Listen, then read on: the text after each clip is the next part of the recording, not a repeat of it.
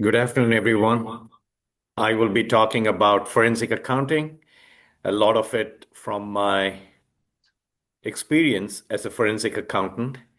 And also, I used to teach forensic accounting before I got to FDU. We used to have a program here at FDU till a couple of years back where we used to teach forensic accounting, but I never got a chance to do that. So um, I'm going to follow some slides and keep it interactive.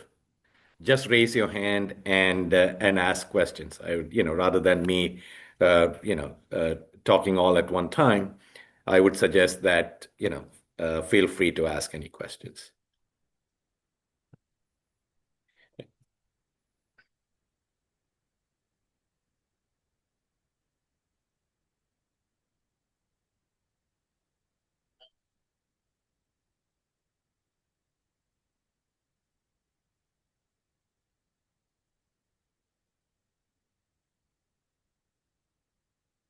Trying to move things on my screen here.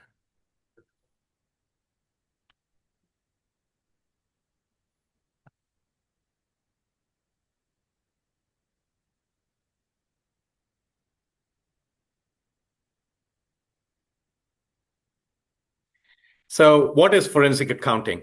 It goes back to the start of this century. Before that, forensic accounting used to be part of the auditing, uh, you know, departments in the big accounting firms.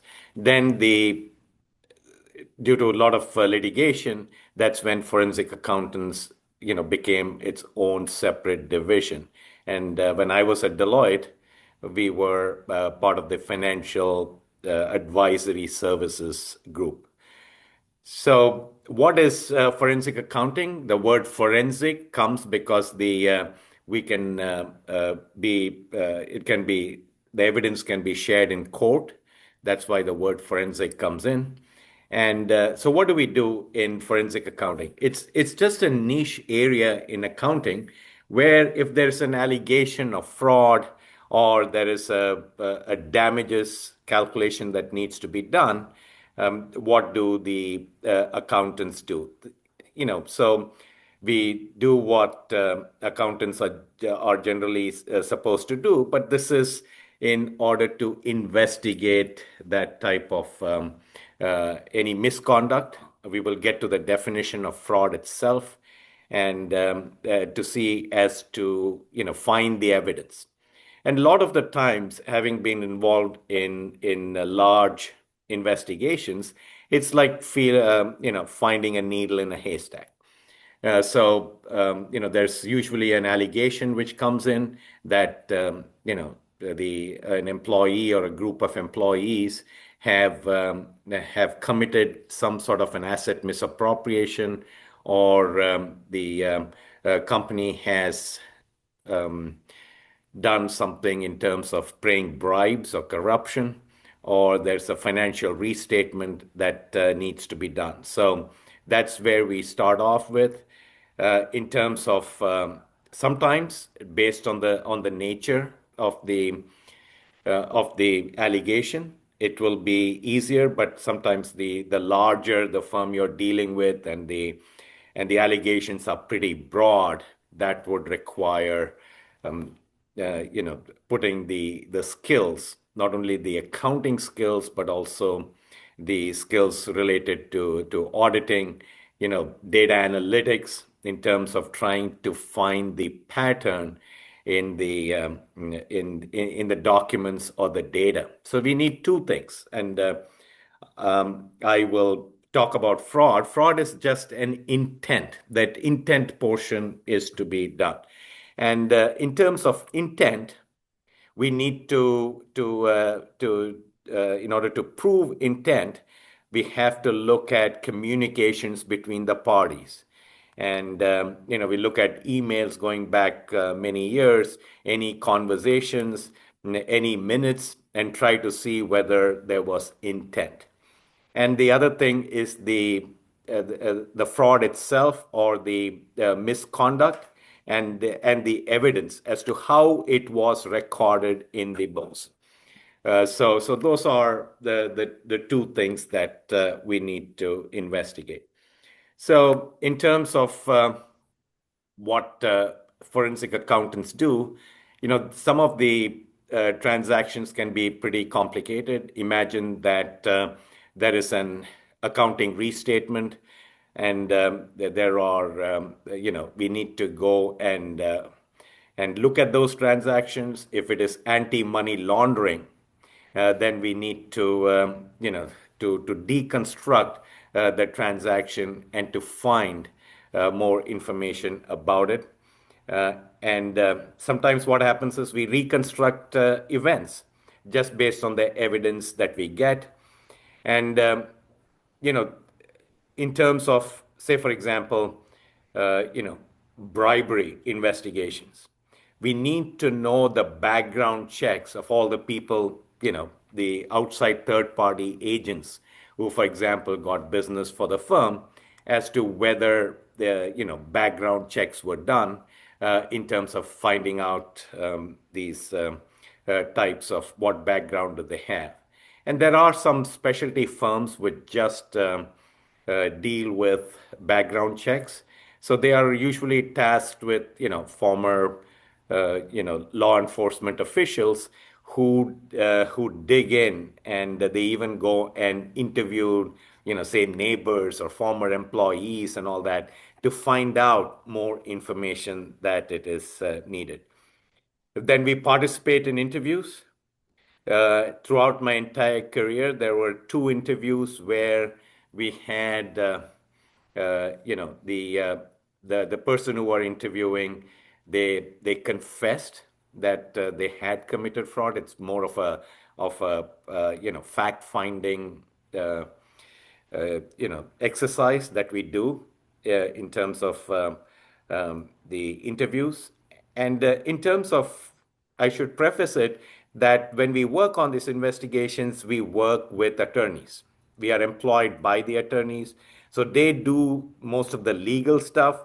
As far as uncovering evidence related to transactions, they would turn it over to us, and we would, ask our questions related to interviews. Again, we are all, accountants are not qualified to be lawyers, and so we stick in our lane in terms of asking those questions. Then asset fund tracing, and this is, for example, we get involved. There has to be recovery of assets. Then what do? We try to trace the assets where they are located in the world, and based on the jurisdiction as to how those assets can be brought back and yeah, to the entity against whom the fraud has been done. Yeah, so you mentioned like it's like a very niche industry. Because it's niche, is it like hard to get into like the forensic accounting or? It is not. It is not. It is actually. So in terms of who becomes a good forensic accountant, so you have to be, when we are looking for, say, in Deloitte, what qualifies you to join the group? You could be an auditor, you could be, have economics degree, and you could have some sort of a technical expertise. All those things qualify you to be a good forensic accountant. All the thing is, right, to have that questioning mind, to be able to see patterns. Many of those things that we are trained as accountants, but just passing an exam is not enough. But you have some background in accounting. So it is, in terms of, there are a lot of small firms that have come up. When this thing all started, I said in the beginning of the century, that was all with the accounting firms, the big accounting firms like the Deloittes of the world. They had all the clients. Somebody, would call them. Then what happened was, and forensic accounting is one of those fields which we said was, recession proof. right? When things are good, there is more of activity going on, and there are disputes, so there will be enough work for us.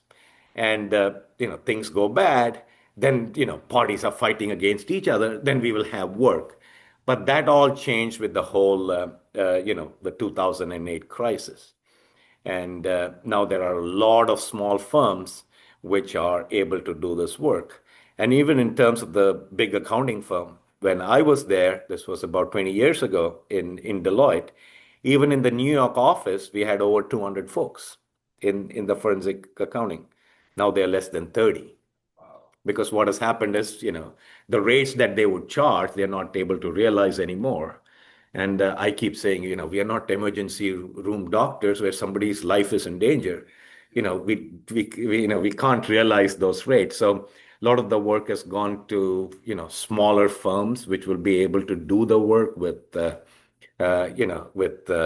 less rates. It's all by hourly rates. So that's the thing. Yeah, to answer to your question, it is easy to get into the forensic accounting space. But again, it is a lot of when we look at companies, right? There's a lot of looking for opportunity. It's more in the compliance space. So what happened after the 2008 crisis based on the enforcement, right? We have the Department of Justice for criminal sort of cases, and we have the Securities and Exchange Commission for civil type of cases. What we were seeing in terms of enforcement trends was that if a company was able to catch it, right, before somebody alleged it, they have the systems in place, the controls in place that they are able to catch it, then they will get given less penalties. So a lot of it changed from investigating to compliance. So a lot of the consulting space in forensic accounting went into companies, right, where they were incentivized more to strengthen their controls and to be able to do that. So if you're, that's why why Deloitte and all that, they don't have so much of folks who are in the forensic department for so that's interesting. yeah. So here, these are all things which would apply to everybody in terms of the skill set that thing need to have. Again, you have to be an all-rounder in terms of accounting, auditing, transactions, how they are recorded, business finance, economic, business law, communication, and basic computer type of skills as well. So, if we look at you're all here at FDU and you're going through all your accounting courses.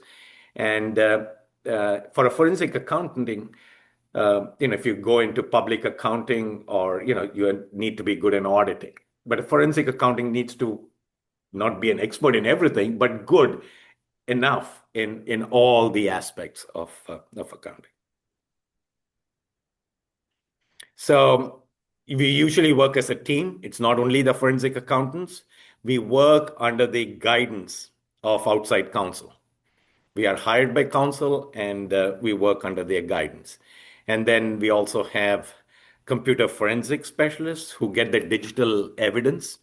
And in terms of going to court and explaining to court as to present that evidence, there are procedures that need to be followed so that the evidence is not contaminated and all that. So there have been one or two instances where, on a technicality, the cases were thrown out because the firm which was handling the evidence did not do as they were supposed to do.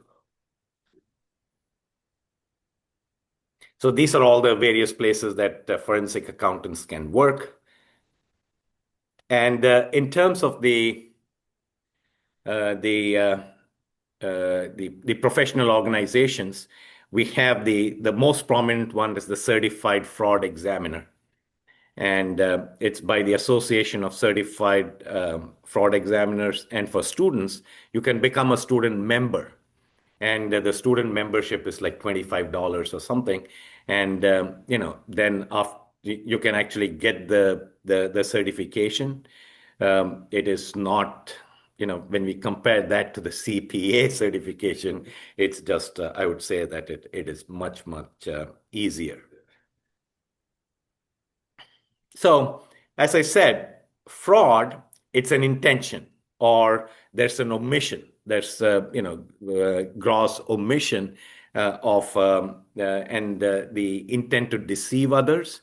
And there are two parties. We have a victim who suffered a loss and a perpetrator who gained. So that is what the definition is of fraud. Everything else will fall under misconduct. So there are three types broadly defined. ACFE, I'm going to refer to ACFE as the Association of Certified Fraud Examiners. There are three broad types of what they call it as occupational fraud. Occupational fraud is, as a result of working in a particular place, what type of frauds occur. And the first one is asset misappropriation. And in terms of, I'll show you some figures from the ACFE. In terms of the number of instances, asset misappropriation is the highest. Either assets, such as inventory, somebody steals it, or cash, right? So those are all asset misappropriation.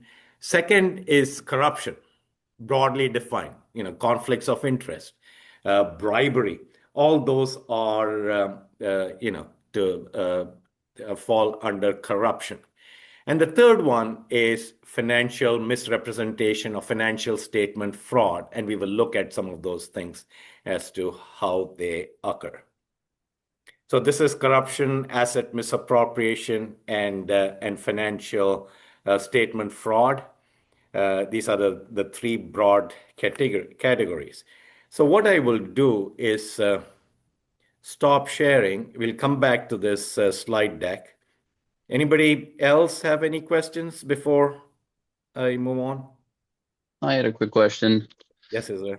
When you work in a firm like Deloitte, what side of a case are you taking? Are you doing like the defense case, or are you also prosecuting? No, in terms of these are all, say we have the big cases that we work on are usually the corruption cases or the financial restatement.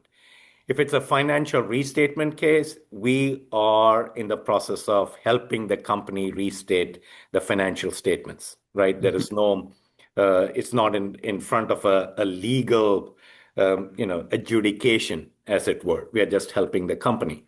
But usually for the investigations, the company will call an independent counsel, and we work for the independent counsel. We are paid by the company, right? But we, investigate and we report to the whoever the jurisdiction is, whether it's the SEC or the DOJ, as the case may be. So it is usually, the government has its own investigators, and they very rarely use outside investigators. But most of the work that the firms usually do are, defense related to investigating the company. Got it. So like if an audit team finds misappropriation of assets, they'll transfer it over to you guys?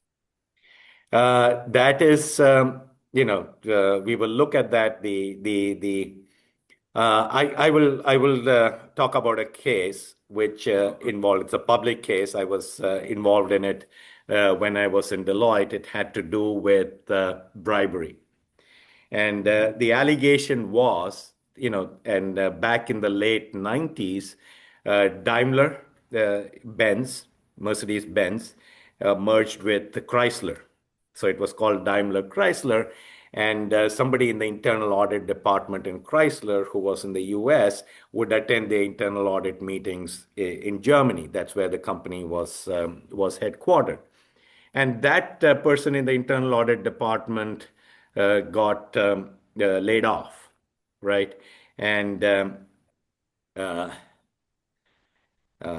got laid off, and they went and complained first to the Department of Labor and then to the SEC, saying that they were in some meetings uh, in uh, in in Germany where they were told that some of the employees within the company was bribing foreign government officials in order to get business, right?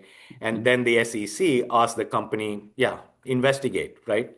And tell us what your their investigations are. So they called an independent counsel, and the independent counsel, hired Deloitte to help them in order to investigate. So that is how this thing came about.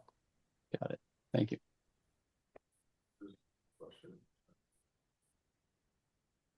What is the difference between Deloitte's forensic accounting team and the FBI? FBI is the government, and Deloitte is a private company, and they do their own investigations. When I said the Department of Justice and all that, when they get involved, they may seek assistance from the FBI. And one of the things, if you go to the FBI's website, I've not seen it in the last few years, they do hire a lot of forensic accountants to help them, investigate these cases. I've been involved in cases where we have worked in order to help, where the FBI agents are also in the room, and they ask us questions as to what we did and all that. But to answer to your question, one is the government, and Deloitte is helping the company. And in terms of the skill sets, right, they have all the tools which is available, for investigations that a private organization like Deloitte will not have. So let me share my screen and take you through some fraud statistics that is provided by the ACFE.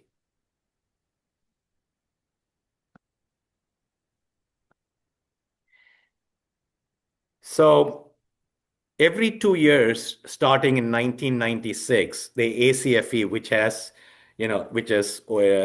offices in over 100 countries, they commission this report where they go and give the surveys, and then it is put in the report. So the 2026 report is expected any time, but this is the last report that was issued as of 2024. This is all the cases they investigated. They got information about 1,921 cases from 138 countries. The total losses exceeded 3.1 billion. I want you to go through the last one there. What they found is that organizations lose 5% of revenue to fraud. 5% of revenue to fraud. So that is what I would ask you to pay attention to. And so, we talked about the three types. In terms of asset misappropriation, will have the most number of cases, but the amount of losses would be much lower. Then it is corruption, and then it is financial statement fraud. So we just said that 5% of organizations lose of their revenue due to fraud, right? And if you look at the total GDP of all the countries in the entire world, over 100 trillion, right? 5% of that is projected to be $5 trillion lost due to fraud, all over the world. If we were to extrapolate that 5% to the world level. So to your question, Israel, as to if internal audit found, would they come to for investigation? Actually, internal audit only catches only 14% of the cases. The highest number of cases comes from tips. Whistleblowers, they have hotlines, and it comes to the hotline, and then there are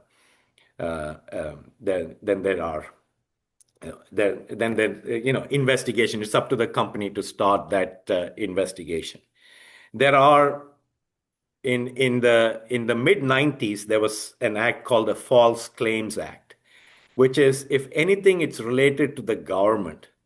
And say it's an ad for a pharmaceutical drug, and they misrepresented something. They made a false claim. And then, if somebody is working for an organization, they were, whistleblower. They can go to the government and say that, okay, I found this information from a particular company, and would you investigate the company? And what the long-term and short-term thing of that was that if you whistleblow and the government may decide to help you or may not decide to help you, but if they do and they are able to recover from the company, you will get up to 30% of the findings. So there is a financial incentive, but on the other hand, there have been whistleblowers who have had a really bad time. For example, Xerox, the company Xerox, back in the early 2000s, their controller went and whistleblew and was let go. And this case with the government took about 5 years. So they could not find a job anywhere else.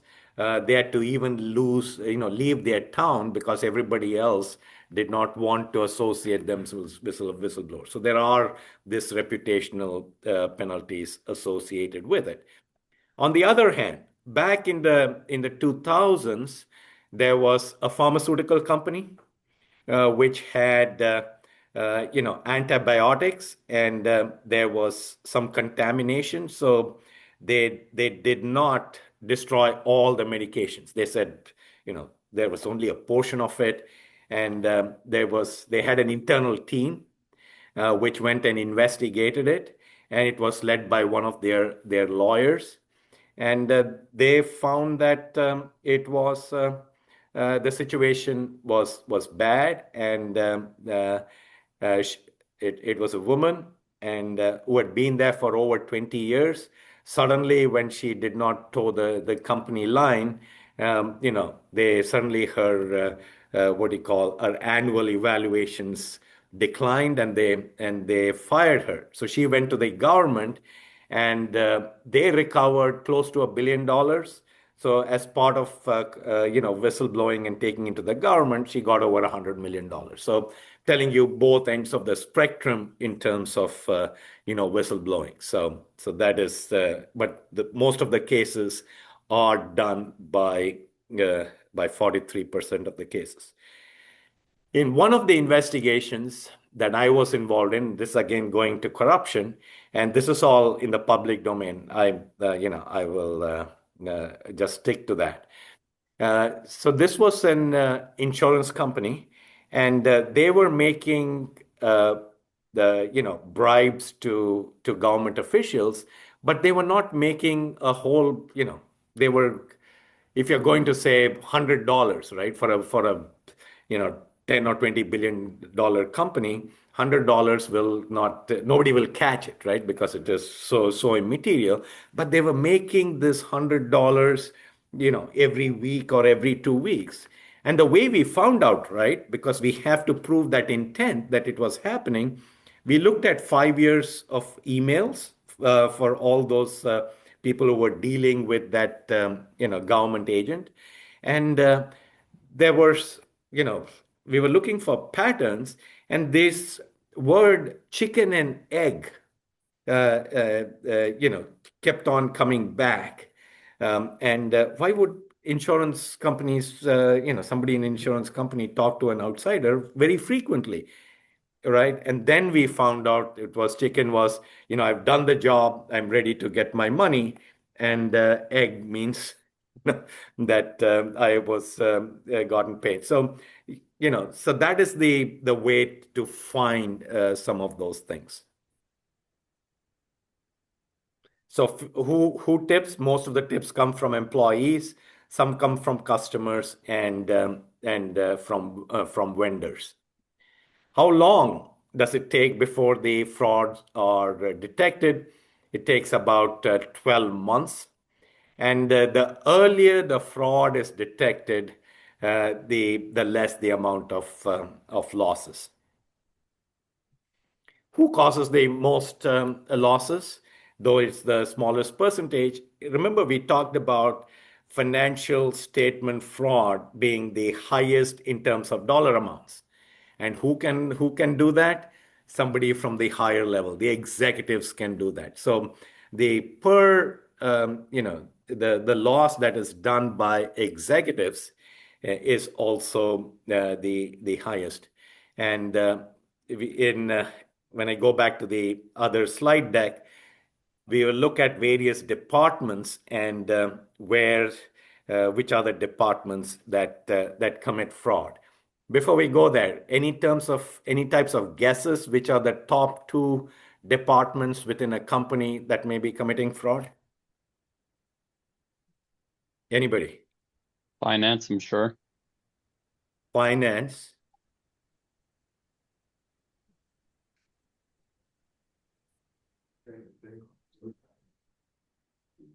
Yeah, so the top 2 are operations and accounting. Yeah. Accounting is there because it's recorded in the books, and there will be easier to cheat. So we will look at red flags. There are some behavioral things that we can look for in terms of who may have committed fraud. Somebody who's living beyond their means. Somebody who's on a $50,000 salary and lives in a mansion, right? So things like that. Those types of behavioral type of issues always come into play. And people who have been longer in companies tend to commit fraud with higher losses, not somebody who's just been there for the first few years. That also tenure has a correlation with higher losses. The thing that is difficult to do is if there is collusion. If more than one person tries to commit fraud, then it is difficult to catch because they have colluded. Have you ever well, if we could talk about it, like a time where it's just more than one person that's been it's a whole ring of people? There has been, yes, there have been instances where it has been, what do they call that? Corrupt organizations or an organization of corrupt individuals, right? That may be, bad apples versus, many bad apples in a basket, right? So it can depends on the organizational culture and all that. So, yeah. So these are all the victims types of organizations. In terms of industries, mining, wholesale, manufacturing, and banking and financial services are the most affected because anti-money laundering and all that goes through banks. What is the best way to do it? And those of you who are taking audits, most companies after the fact tend to strengthen their controls. And there usually somebody has overridden the controls, training and monitoring. And I was involved in one company where we had to train the employees in over 100 countries. So we had to look at, different languages, And the thing is, again, if we are talking about, say, again, going back to corruption, the corruption schemes may be different, from one country to the other, right? So when employees are trained, we need to know the nuances related to how corruption is done in those particular countries. So we have to give them examples so that employees can be able to find it, right? So again, there are a lot of cultural issues in terms of sometimes say, for example, in India, they may have asked their assistant to, to record some of those things, and that person is not going to whistleblow, right? Because that's the culture back there. So there are some limitations, but they do go through process of training employees.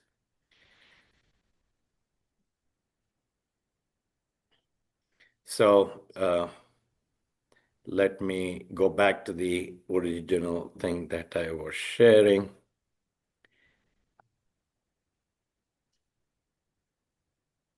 So this is the one. Operations is the number one, and then there is accounting.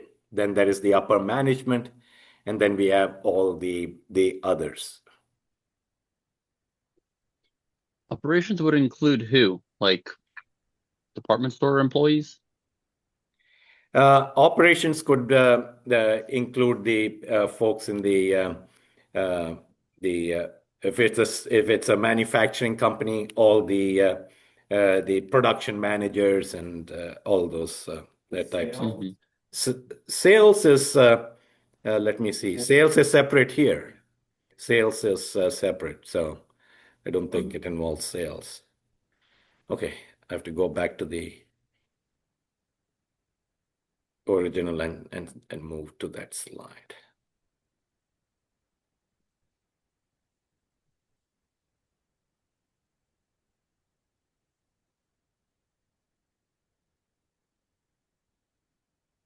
So we have about 20 minutes left. I want to not go through all the slides, so I'm going to skip some of the slides as we go through.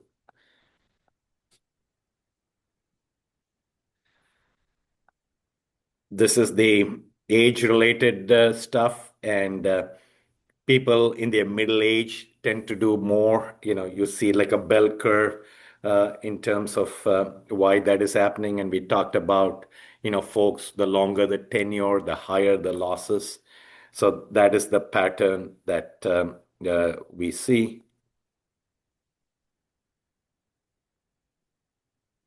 So in terms of who commits it from educational perspective, about half is done by folks with a college degree, and 15% is done by, with folks who have more than a college degree.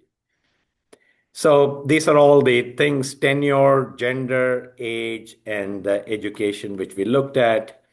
Criminal background. This is one of the things that makes these investigations challenging. If you see the blue, which is 89%, have never been charged or convicted. And same thing here. Even employment history, there is nothing in the employment history which would make us believe that somebody who is, is not committing it.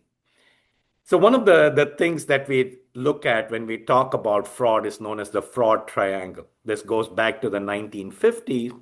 And what Don Cressy, who was a professor, interviewed over 200 white-collar criminals who were in jail. And what he found was that what is common among all these three, first is, and all three have to be present. That's why it's called a triangle. And nothing, precedes the other. First is there has to be an incentive, right? Why do you commit it? The second one is opportunity, which means that when we talk about the opportunity, we are talking about the organization. Do they have strong internal controls or not? If a company has strong internal controls, that means even if somebody wants to commit a crime, it may be difficult to do that. And the third one is rationalization. Everybody rationalizes as to why they did it. For example, the management team gets paid 50 times my salary. They have been unfair to me. So if I appropriate a few of the assets, it's fairness, right? So I'm just giving one example, but in all the cases, even the ones I've investigated, there is always a rationalization as to why it was committed. Has there ever been like a time where somebody was like oblivious and like they were like, let's say somebody says, oh, like I had no idea, they were just telling me to do this or write this in here? They were just like oblivious to what was going on.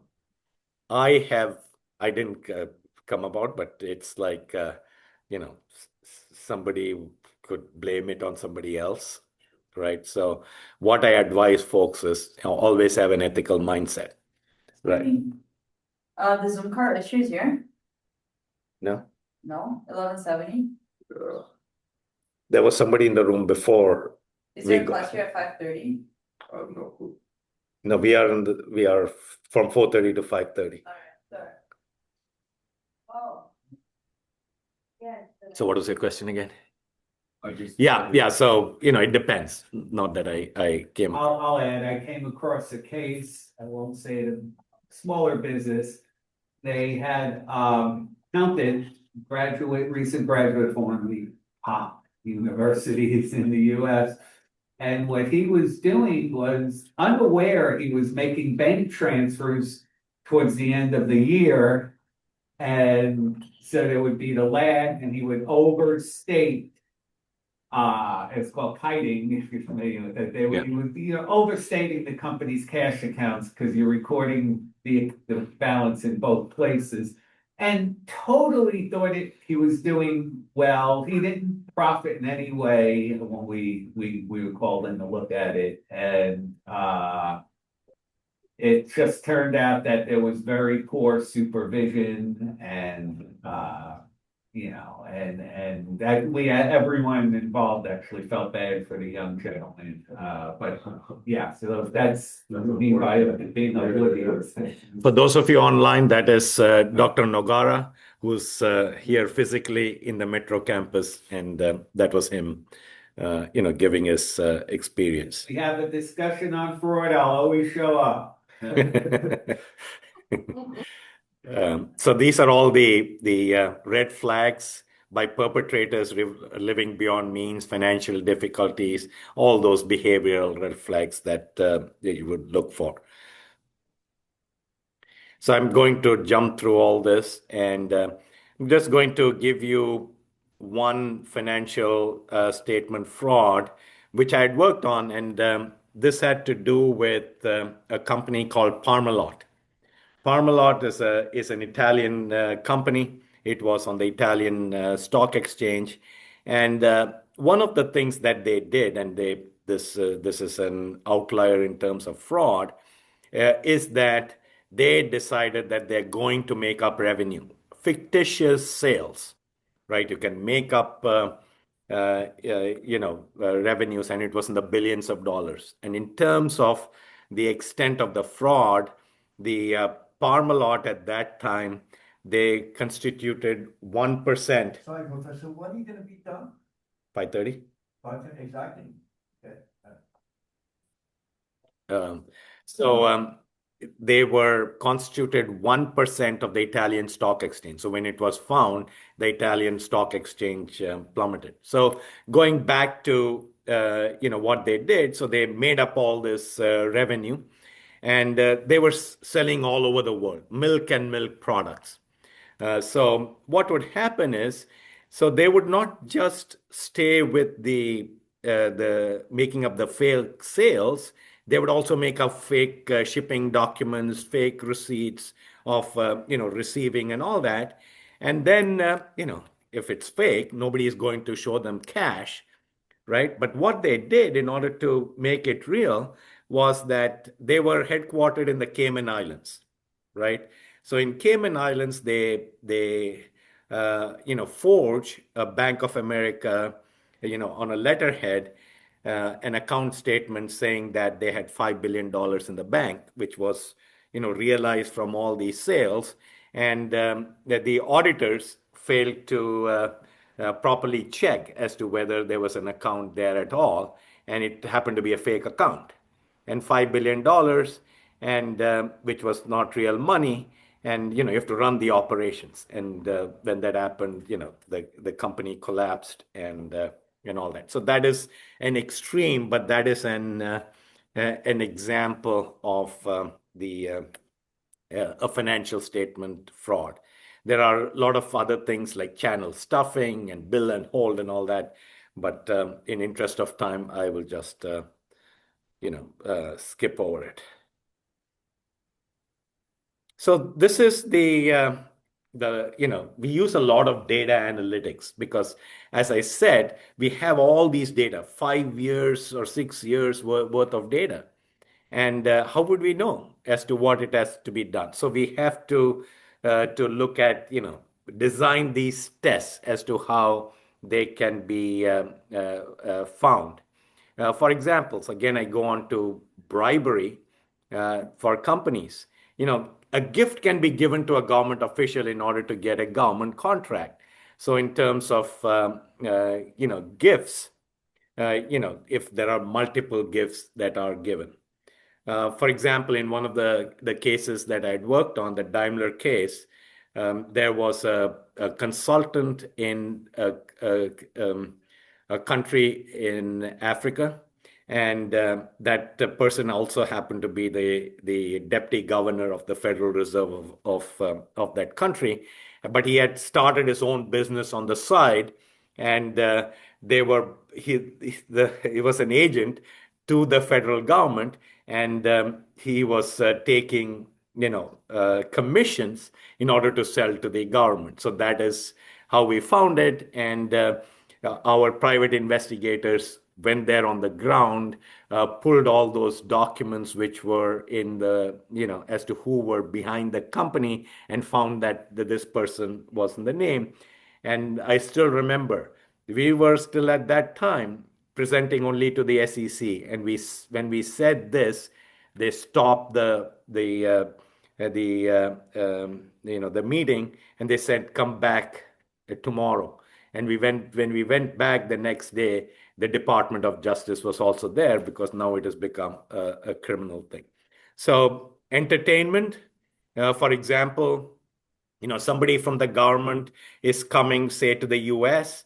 What they would do is, okay, you can come, but after that, the 2 or 3 day meetings, you and your family will be, sent to Disneyland and everybody else on the company thing.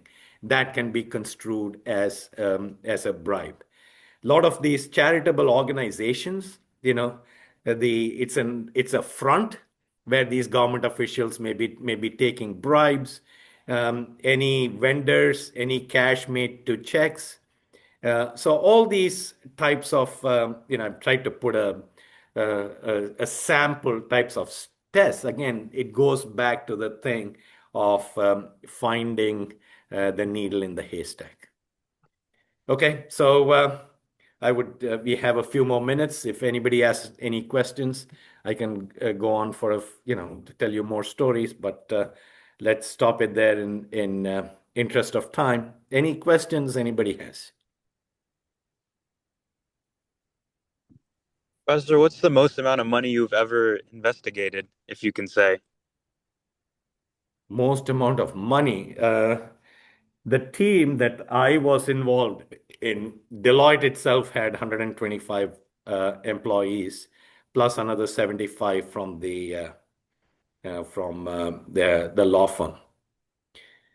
So one of the biggest things that Deloitte was involved in, this is after I had left, had to do with Siemens. Siemens and Deloitte itself. This is in the public record. In 2008 to 2011, they helped in working with the lawyers, and according to the public records, the revenue that Deloitte made on the Siemens engagement was a little over $1 billion. So.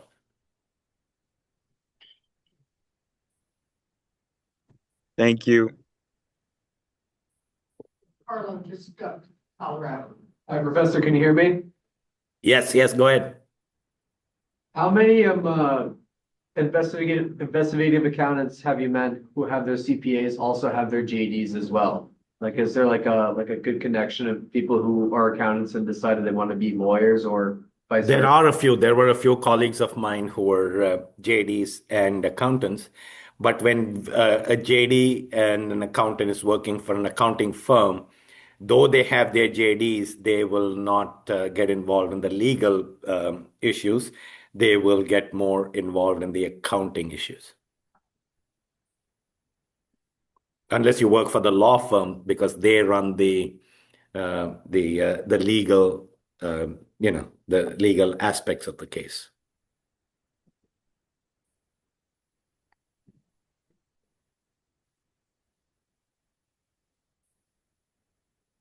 Anybody else have questions? Yeah, you can feel free to reach out if you have any questions or if you want to pursue something in one of these roles as a forensic accountant. I'm happy to talk to you. Okay, thank you, everybody. Thank you. You. Thank you very much, BJ. Thanks, Deirdre. If everybody else can just stay back for 1 second, just have like a couple of announcements. I'm going to leave you. Okay, yeah. Bye-bye, BJ. Okay, so number one, first of all, our tutor bot is now live. So anybody that wants to use it or use it for tutoring hours can now use the tutor bot. The tutoring hours is also active, so you could just use the tutoring link on webcampus.